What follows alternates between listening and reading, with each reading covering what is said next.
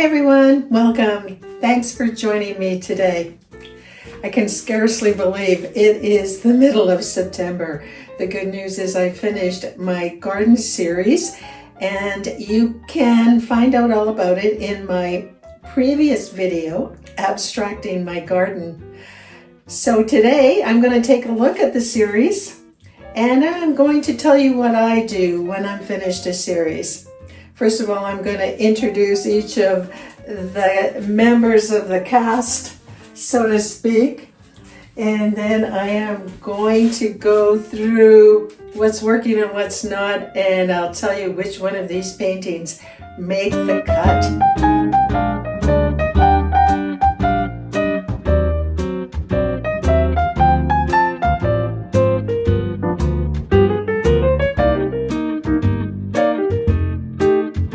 When we were eating dinner and looking out the window, a baby rabbit popped out from behind the vegetation growing on the trellis.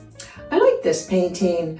I like the light and dark greens and the way they weave a story about the vegetation and the light, and then the reds forming this dark shadow on the trellis.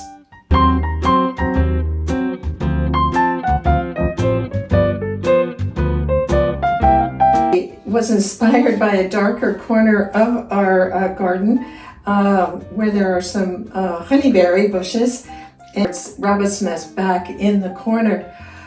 This is the painting though that I overworked. I'm not happy with all these hard edges.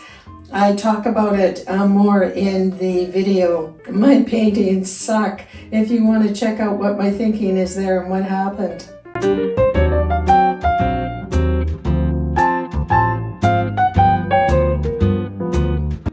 Globe thistle of course inspired by another place where the rabbits pop in and out.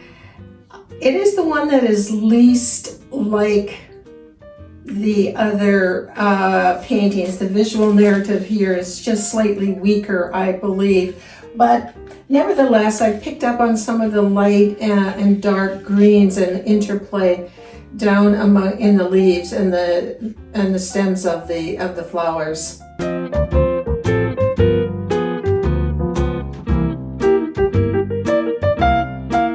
Hiding in the Daylilies is also one of my favorite paintings in the series.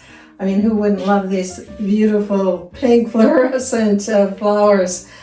Once again, it is just one of those places where the rabbits like to hide. I do love the way the greens and the lights and the interplay of the colors came together here.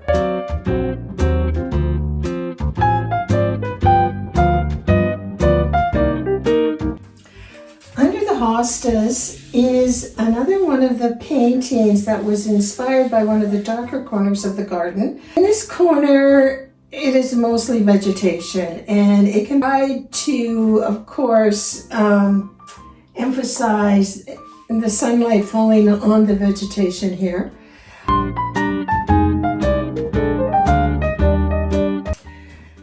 So I'm not sure what you think, but the one thing that I like about this series is I think they do have a visual narrative. Of course, they have a common theme. It is the way light interplays with the leaves in the garden. And it is the first time I've used fluorescent paint, so I quite enjoyed that experience, and I may use it again.